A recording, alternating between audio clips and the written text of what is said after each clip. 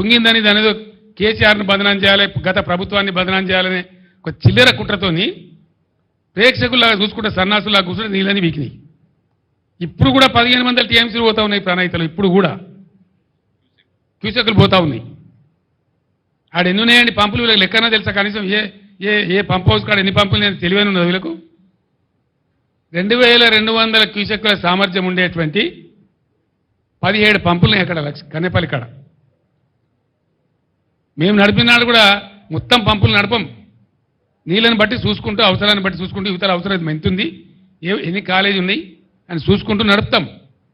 దాంతో ఏమవుతుంది? ఒకసారి ఒక పంపు నడుపుతాం, 2 పంపులు నడుపుతాం, 3 పంపులు నడుపుతాం. మామూలు ఇసుక కట్టేసి బస్తాలేసి కూడా ఇసుక బస్తాలేసి కూడా నడపచ్చు. కానీ దాన్ని నడపకుండా కుట్ర చేసి అలా ఎందో ఉన్నది. మేమే చెప్పినాం కదా అసెంబ్లీలో. ఏమున్నదండి అలా? వాడు ఏం చెప్పిండు? మొన్న నచ్చిపోయినాడు.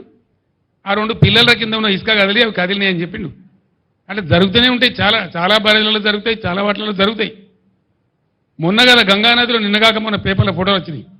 గంగానది మీద బ్రిడ్జ్ కడతామంటే పటాన కూలిపోయింది. ఆడ నదులలో ఇసుకలో జనరల్గా జరుగుతాయి.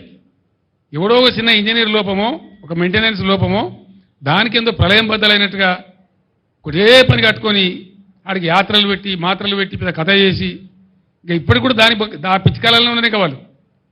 అందులో ఏమైనా ఇంటికి దొరుకుతుందేమో, తోక దొరుకుతుందేమో, గుట్ట కడతామేమో అనే ఉద్దేశంతో ఓ పిచ్చి విఫల ప్రయత్నంలో ఉన్నారు తప్ప రైతాంగాన్ని ఆదుకోవాలి, మంచినీళ్ళకి బాధ వస్తుంది, రైతులను కాపాడాలనే ఆలోచన చేయలే.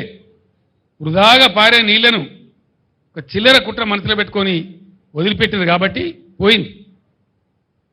ఇప్పుడు కూడా పొద్దున నేను మగ్దుంపూర్లో మాట్లాడినా. ఈ దద్దనలకు చేత కాకపోతే 50,000 మంది రైతులు నెంబడేసుకొని వీళ్ళని పండబెట్టి తొక్కుకుంటూ పోయి మేడిగడ్డ కాడ కుర్చేసుకొని కూర్చొని నేను నింపుతా, మళ్ళీ ఇవన్నీ రంది పడకుండా అని చెప్పిన నేను. చేసి చూపిస్తాం. గోదావరిలో నీళ్ల ప్రవాహం మొదలైన తర్వాత బరాయితో సంబంధం లేకుండా నీళ్ళు లేపచ్చు. మళ్ళా మిడ్ మానేరు కలకల్లాడుతుంది, లోయర్ మానేరు కలకల్లాడుతుంది.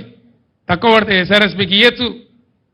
ఎత్తాల నీళ్ళు ఇప్పుడు ఈ ప్రభుత్వం ఇది దీని పేరు చెప్పి దాని పేరు చెప్పి ప్రజల నోట్లో మట్టి కొడతామంటే ఇక చూస్తూ కూర్చోం. మనం కొత్తగా ఎలక్షన్ తర్వాత కాబట్టి కూర్చున్నాం, మౌనం పట్టాం. కానీ నేనే పోతా గోదావరిలో 20,000 క్యూసెక్లు దాటిన తర్వాత వీళ్ళు నీళ్లు ఎత్తడం ప్రారంభించకపోతే నేనే ఒక 50,000 మంది రైతులు వేసుకొని పోతా.